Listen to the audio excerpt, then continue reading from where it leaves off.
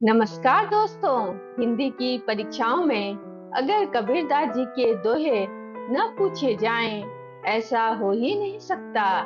चाहे class 9th हो, 10th हो या फिर बोर्ड एग्जाम, कबीर के दोहे हमेशा सबसे ज्यादा नंबर दिलाने वाले टॉपिक्स में से एक होते हैं। लेकिन अक्सर स्टूडेंट्स दोहे का रट्टा मारते हैं और एग्जाम में व्याख्या भूल जाते हैं।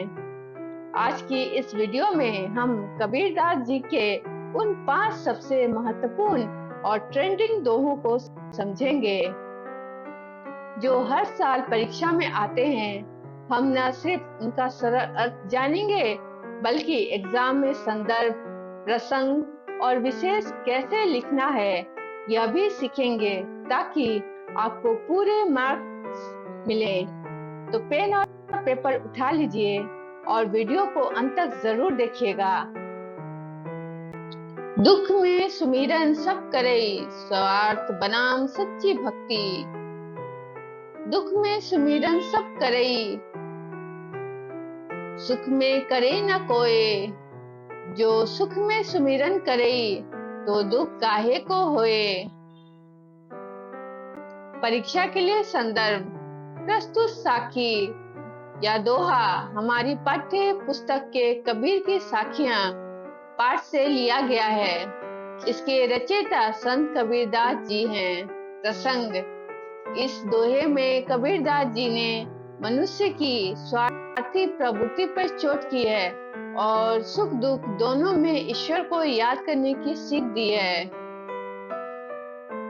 सरल अर्थ, कबीर जी कहते हैं कि जब इंसान पर दुख या संकट आता है तो वह भगवान को बहुत याद करता है, लेकिन जब जीवन में सुख आता है तो वह भगवान को भूल जाता है। कबीरदास जी कहते हैं कि यदि इंसान सुख के दिनों में भी भगवान को याद रखे तो उसके जीवन में दुख आएगा ही क्यों।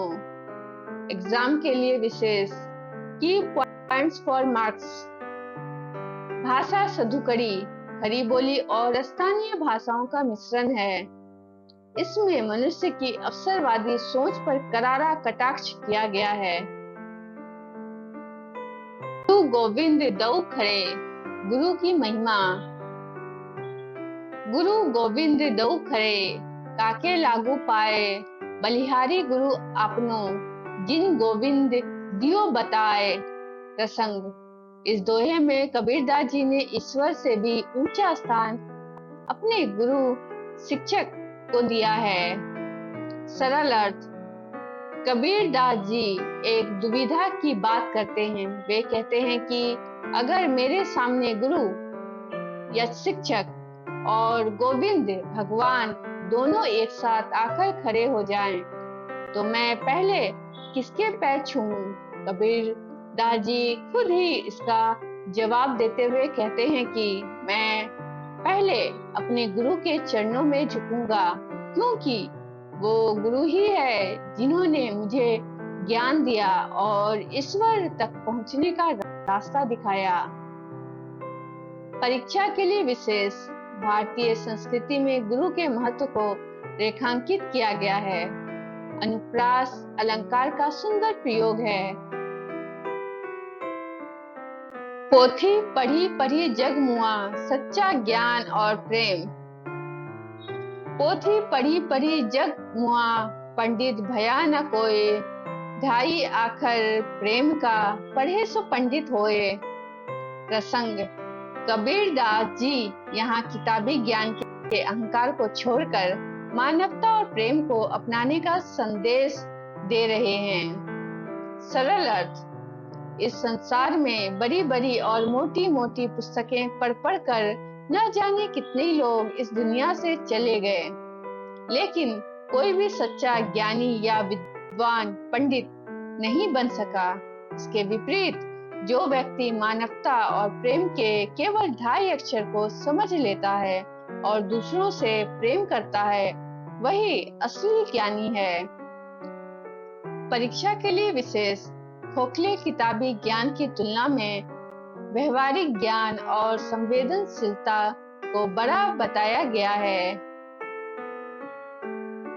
माटी कहे कुम्हार सो जीवन की सच्चाई, माटी कहे कुम्हार सो तू क्या रोंदे मोही, एक दिन ऐसा होएगा मैं रोंदूंगी तो ही। प्रसंग। इस दोहे के माध्यम से कबीर जी मनुष्य को उसके अहंकार और जीवन की नश्वरता, संसार के खत्म होने के नियम के बारे में सचेत कर रहे हैं। सरल अर्थ। मिट्टी कुम्हार से कहती है कि हे कुम्हार, आज तू मुझे अपने पैरों के नीचे रौंद रहा है, कुचल रहा है और अपने हिसाब से बर्तन बना रहा है।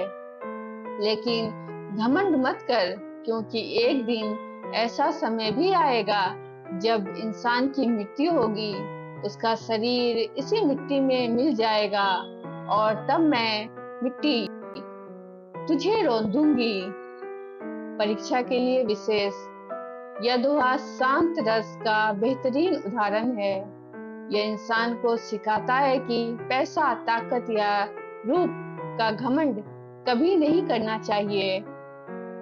साई इतना दीजिए, संतोष ही सबसे बड़ा धन है। साई इतना दीजिए, जामे कुटुंब समाए, मैं भी भूखा न रहूं, साधु न भूखा जाए। प्रसंग। इसमें कबीरदास जी ने लालच को छोड़कर संतोष और सादगी से जीने की प्रार्थना ईश्वर से की है। सरल अर्थ।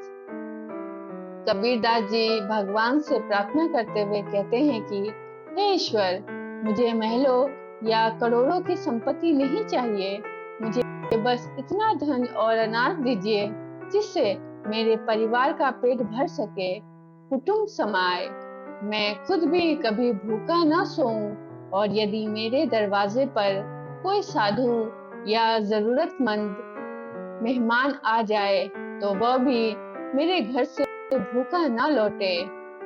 परीक्षा के लिए विशेष। कबीर की समाज सुधारक और संतोषी विचारधारा को दिखाया गया है। तो दोस्तों, ये थे वो 5 दोहे जो आपकी परीक्षा के लिए सबसे ज्यादा जरूरी हैं। एग्जाम में पूरे नंबर पाने के लिए 3 सीक्रेट टिप्स हमेशा याद रखें। हेडिंग का इस्तेमाल करें। व्याख्या लिखते समय संदर्भ, प्रसंग, व्याख्या और विशेष की साफ साफ हेडिंग जरूर डालें।